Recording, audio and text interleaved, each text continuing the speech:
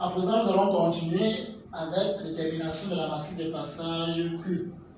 Rappelons que Q est la matrice de passage de la base B2 à la base B2 et le prime. Et pour déterminer la matrice de passage Q de la base B2 à la base B2', on doit exprimer chaque vecteur de B2' en fonction des vecteurs de B2. Ça veut dire quoi?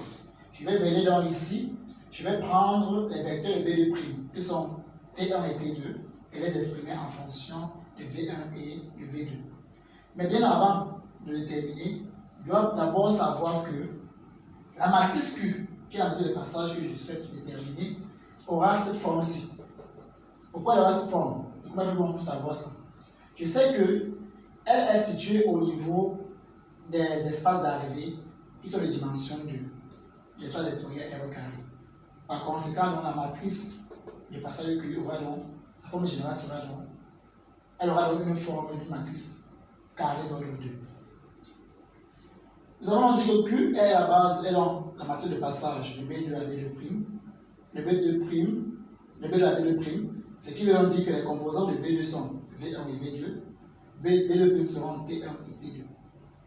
En exprimant donc T1, qui sont les composantes de B2', en fonction des composantes de B2, nous aurons donc ceci. En ce qui concerne le cas de T1, si nous voulons exprimer T1 en fonction des vecteurs V1 et V2, qu'est-ce que nous allons faire? Nous allons faire comme nous avons fait pour le cas de la matrice P. On va donc venir ici multiplier toutes les composantes de la base B2 qui sont V1 et V2 par la première colonne de la matrice Q. Ça veut dire que j'aurai quoi? J'aurai donc T1 égale à A11 V1 plus A21 V2. Donc je prends les composantes de la première colonne de Q, je multiplie par tous les vecteurs de V2. J'aurai donc exprimé T1 en fonction des vecteurs V1 et V2. Une fois donc exprimé cela, on va se rendre compte qu'on aura dans le système ci. Et en résolution de ce système, nous aurons donc les solutions A11 égale à 1, A21 égale à moins 2. Les solutions A1 égale à 1 et A2 égale à moins 2 sont les résultats que nous obtenons lorsque nous exprimons T1 en fonction des vecteurs V1 et V2. En exprimant maintenant T2 en fonction de V1 et V2, nous viendrons donc ici prendre les vecteurs de la base B2 et multiplier par la deuxième colonne de Q. Rappelons que Q, en termes de deuxième colonne, est constitué de 1, A1, 2 et A2, 2. Ça veut dire que je vais donc venir ici. T écrit T2 sera égal à quoi? Ça sera égal à A1, 2, V1 plus A2, 2, V2. Les coordonnées de T2 seront 0, 1. En remplaçant V1 et V2, et V1 et V2 par les valeurs de race que nous avons, et nous obtenons l'équation C. La solution de cette équation nous permet d'avoir A1, 2 égale à 0, A2, 2 égale à 1. Nous avons donc calculé, nous avons trouvé donc A1, 2 égale à 0, A2, 2 égale à 1, qui sont les solutions lorsque nous exprimons T2 en fonction de V1 et V2. Ayant donc trouvé toutes ces solutions, c'est-à-dire A1, 1 égale à 1, A2, 1 égale à moins 2, et A1, 2 égale à 0, A2, 2 égale à 1, nous aurons donc remplacé chacun par sa valeur dans la matrice Q, et enfin d'en déduire la matrice de passage Q de la base B2 à la base B2'. Ainsi, nous aurons le résultat. La première colonne que nous avons trouvée, A1 égale à 1 et A2 égale à moins 2, sera inscrite en première colonne, et les valeurs A2, A1, 2 et A2, 2 seront inscrites à la deuxième colonne. Et ici, nous aurons la matrice de passage Q demandée. Maintenant, il peut arriver que les personnes se doutent des résultats que nous avons trouvés, c'est-à-dire P et Q. Cela peut se vérifier à travers relativement plusieurs formules. On peut vérifier si effectivement ce que nous avons trouvé est juste en essayant d'exprimer la matrice L en fonction de M, ou alors en essayant d'exprimer la matrice M en fonction de N. Si je vais exprimer par exemple la matrice L en fonction de M, comment ça se passe? Je sais très bien que la matrice L était la matrice de passage, était la matrice d'application linéaire.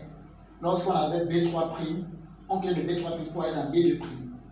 Et maintenant, pour donc trouver la relation qui lie L à M, qu'est-ce que nous faisons? Nous allons suivre la flèche de L. Quand nous suivons la flèche de L, nous voyons bien que ça va dans ce sens-ci. Et en montant, ça croise la matrice Q-1, qui est l'inverse de la matrice Q. Une fois rencontré la matrice Q-1, ça vient là, et on va prendre naturellement M, parce que nous voulons exprimer L en fonction de M, et pour descendre, ça tamponne P. Donc, la matrice L sera égale à Q-1 multiplié par M et multiplié par P. Raison pour laquelle nous avons écrit ici L égale à Q-1 multiplié par M multiplié par P. Si nous voulons plutôt exprimer M en fonction de L, qu'est-ce que nous faisons? Nous venons donc ici, nous suivons la flèche de M. Elle va dans quel sens? Elle prend le sens aussi. Et maintenant, si nous descendons, on tamponne Q. Contrairement à L, que nous avons tamponné Q-1, nous tamponnons dans le cas de L, de M, Q. Une fois tamponné Q, et comme nous voulons exprimer M en fonction de L, nous allons donc relever L. Et en montant, nous tamponnons quoi? P- cette fois-ci. Ça veut donc dire que l'expression de M en fonction de L sera M égale à Q fois L fois P-1. Donc, soit vous exprimez L en fonction de M, soit vous exprimez L en fonction de L, vous allez vous rendre compte que vous pouvez vérifier les résultats trouvés préalablement. Dans le cas d'espèce, je vais vous montrer, je vais donner l'exemple, on va faire l'exemple avec le cas de L, que vous allez par la suite vérifier et vous allez vous rendre compte que ça va donner la même chose. Si ça ne donne pas, vous devez réessayer et nous faire parler les résultats, peut-être après avoir travaillé. Rappelons d'abord que si je veux vérifier que L peut se trouver par la relation C, qu'est-ce que je fais donc? Je viens donc ici. Je sais que Q m'a donné était égal à 1 moins 2, 0, 1. Ça veut dire que son inverse Q-1 sera égal à quoi?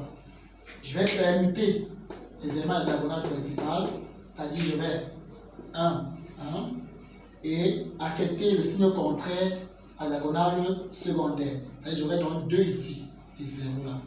Maintenant, le déterminant m'a donné combien? Il m'a donné 1. Comme je mets égal à 1, ça veut dire que j'aurai donc 1 sur 1. Donc ça n'affecte à rien Q-1. Donc Q-1 sera égal à combien? 1, 2, 0, 1. Nous savons que nous avons trouvé la matrice P, préalablement aussi. Bon, la matrice M est donnée par ceci, 3, moins 5, 8, moins 12, 3, moins 6. La matrice, si je dois montrer la matrice L, qu'est-ce que j'aurai donc? J'aurai L égale, Q moins égale à combien? 1, 2, 0, 1, que nous multiplions par 3, moins 5, 8, moins 12, 3, moins 6. Fois P. La matrice P, c'est la matrice que nous avons eu à calculer bien avant, vous vous souvenez.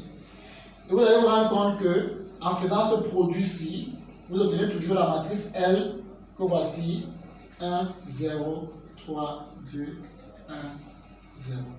Maintenant, si vous essayez à la maison et que ça ne donne pas ce résultat, sachez qu'il y aura des soucis dans le calcul que vous allez effectuer. Si ça ne donne toujours pas, vous allez essayer d'écrire et on va vous répondre et voilà, vous avez failli et trouver une solution à cela. Donc, chers camarades, chers frères, nous avons ainsi résumé, nous avons aussi partagé certaines choses sur l'exercice 1 qui était concentré sur la partie algèbre. Et en ce qui concerne la partie de l'application économique, nous allons vous donner la suite du programme la prochaine fois. Et nous invitons ici chacun à s'impliquer davantage dans le travail. Et s'il y a des questions qui seront posées, qui se poseront, nous vous donnons rendez-vous en soirée à partir de 21h. Parce que c'est à l'heure que je serai connecté et ensemble nous allons partager vos lacunes. Donc merci pour l'attention que vous avez portée et sachez que Juniper est toujours avec vous. Merci.